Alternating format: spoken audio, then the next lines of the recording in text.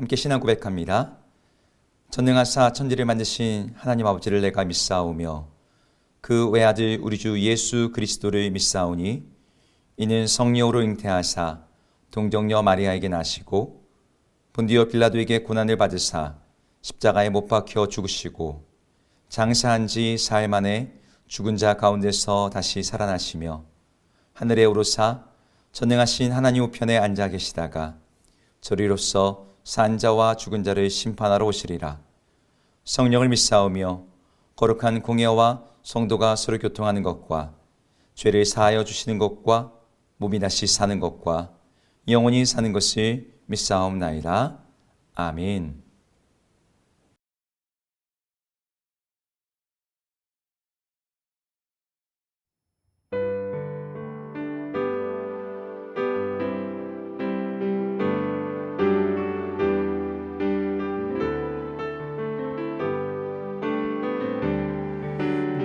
주를 멀리 떠났다 이제 옵니다.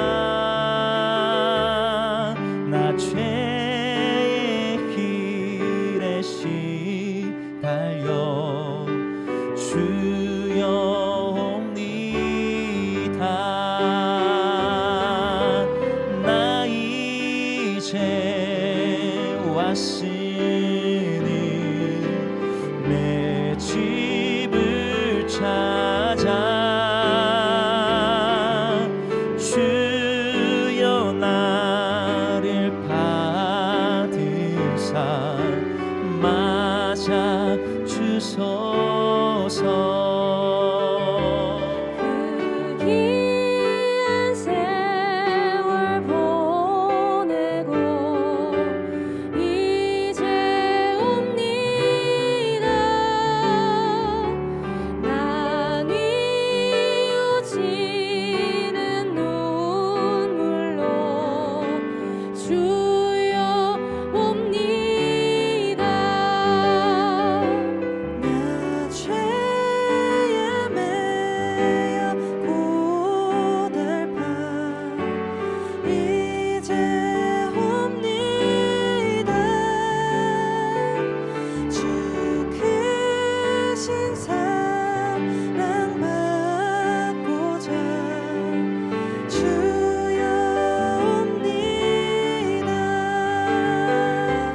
이 병든 마음을 고치려 이제 옵니다. 그 힘과 소망 바라고 주여 옵니다. 나 이제 왔으니 내 집을 찾아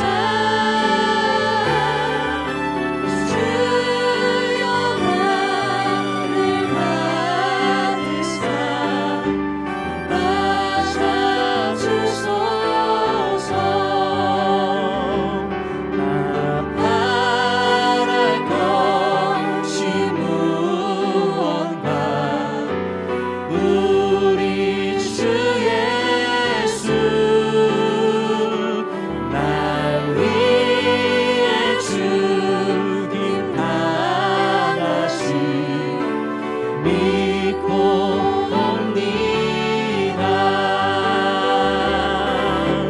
나 이제 왔으니 내 집을 찾아 주여 나를 받으사 맞아 주소서.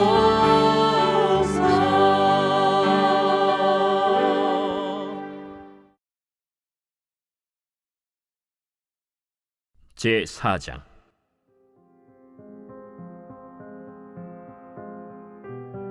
사울의 아들 이스보셋은 아브넬이 헤브론에서 죽었다 함을 듣고 손에 맥이 풀렸고 온 이스라엘이 놀라니라. 사울의 아들 이스보셋에게 군 지휘관 두 사람이 있으니 한 사람의 이름은 바나요 한 사람의 이름은 레갑이라. 베냐민 족속 브에롯 사람 림몬의 아들들이더라. 브에롯도 베냐민 지파에 속하였으니 일찍이 브에롯 사람들이 깃다임으로 도망하여 오늘까지 거기에 우거함이더라. 사울의 아들 요나단에게 다리 저는 아들 하나가 있었으니 이름은 무비보셋이라.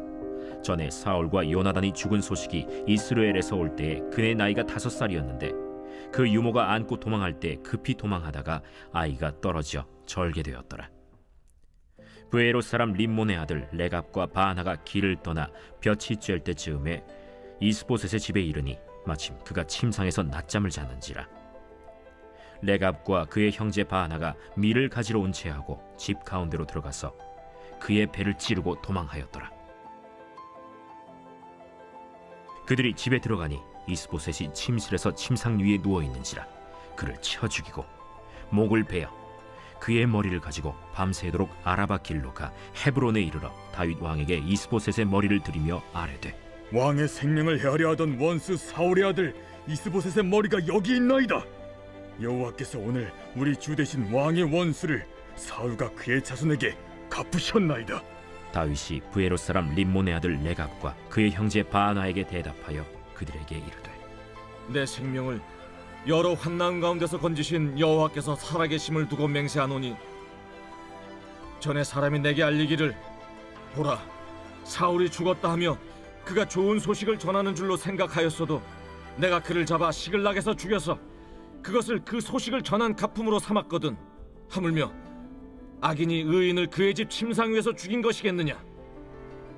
그런즉 내가 악인의 피 흘린 죄를 너희에게 갚아서 너희를 이 땅에서 없이 하지 아니하겠느냐 하고 청년들에게 명령하매 곧 그들을 죽이고 수족을 베어 헤브론 못가에 매달고 이스보셋의 머리를 가져다가 헤브론에서 아브넬의 무덤에 매장하였더라. 안녕하세요. 오늘도 말씀과 함께 하루를 시작하시는 여러분들을 주의 이름으로 축복합니다. 오늘은 사무엘하 4장의 말씀으로 우리 함께 말씀을 나누고자 하는데요. 우리가 어제 보았듯이 다윗의 편에서 요압이 아브넬을 죽임으로 인해 이 다윗과 또 사울의 집 사이에 평화로운 어떤 나라의 연합이 깨지게 되었습니다. 그런 위기 상황 속에서 다윗은 아브넬을 위해서 추모하며 슬퍼하며 그의 장례를 치름으로 인해서 그 위기를 그리고 사람들의 오해를 극복하고자 하죠. 아브넬이 죽었다는 소식은 많은 사람들에게 충격이었고 특별히 그를 군대 장관으로 삼았던 이스보셋에게는 더욱더 큰 충격이었습니다. 그로 인해서 이 이스보셋의 손의 힘이 정말 맥이 풀렸다 이렇게 표현하고 있죠. 이런 상황에서 이 이스라엘의 전력은 점점 약해지고 이스라엘 군대의 사기도 떨어졌을 것입니다. 그런데 이 이스보셋의 편에는 또 다른 군 지휘관들이 있었는데 한 사람의 이름은 바나였고 또 한 사람은 레갑이었습니다. 이들 역시 베냐민 출신의 왕이 된 사울의 집안에 충성되는 이 베냐민 지파처럼 보이지만 오늘 본문에는 이들에 대한 추가로 언급되는 몇 가지 설명이 있어요. 이들은 베냐민 지파이지만 브에롯 출신이라고 말하고 있습니다. 브에롯은 본래 이스라엘 백성들이 가나안 땅에 들어왔을 때 여호수아가 가나안의 여러 민족들을 진멸하고 쫓아내는 과정에서 여호수아를 속이고 평화 조약을 맺었던 한 족속이 있었어요. 아모리 사람이라도 불리는 이 히위 족속에 속해 있는 4개의 도시가 있는데 그 중에 하나가 이 브에롯이었습니다. 그러니까 이 바나 레갑은 원래 혈통 자체가 이스라엘 백성이라기보다는 나중에 베냐민 지파에 편입된 이방인들이었던 거죠.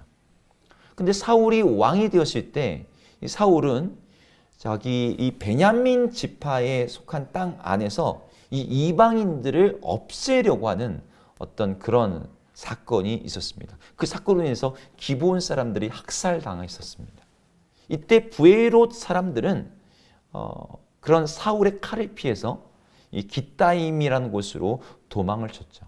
그래서 부에롯 사람들은 사울 가문과 매우 껄끄러운 어떤 사이였습니다.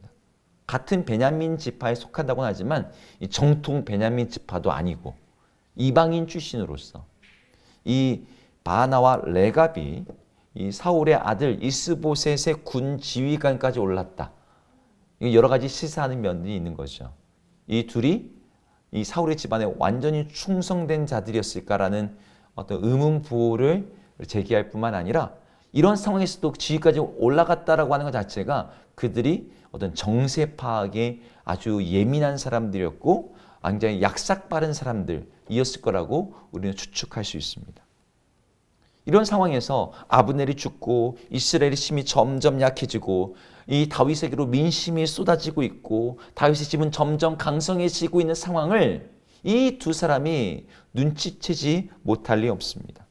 이들은 왕 이스보셋을 만나러 간 자리에서 이스보셋이 잠을 자며 방심하고 있는 틈을 타서 그를 암살합니다.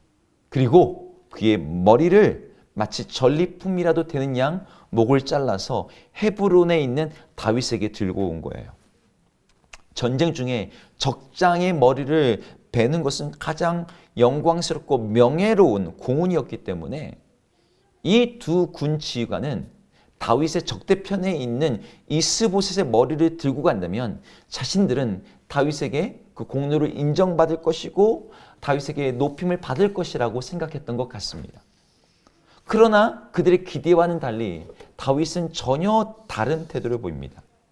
이전에 사울이 죽었을 때의 사건을 언급하면서 그 사울의 죽은 소식이 좋은 소식인 양 알고 그 죽음에 자신이 연관되었다라고 말하며 왔던 아말렉 청년을 내가 그도 죽였는데 그런 소식을 전한 자도 죽였는데 하물며 의인의 침상에서 그를 죽인 피를 흘린 악인들에 대해서 이런 비열한 살인에 대해서 내가 어떻게 하겠느냐면서 그 흘린 피를 갚겠다고 말합니다.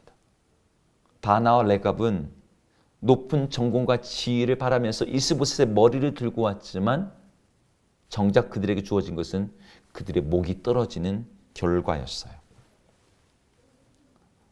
여러분 이 이야기가 어떻게 들리십니까? 우리들도 바나와 레갑처럼 착각하면서 행동할 때가 있어요.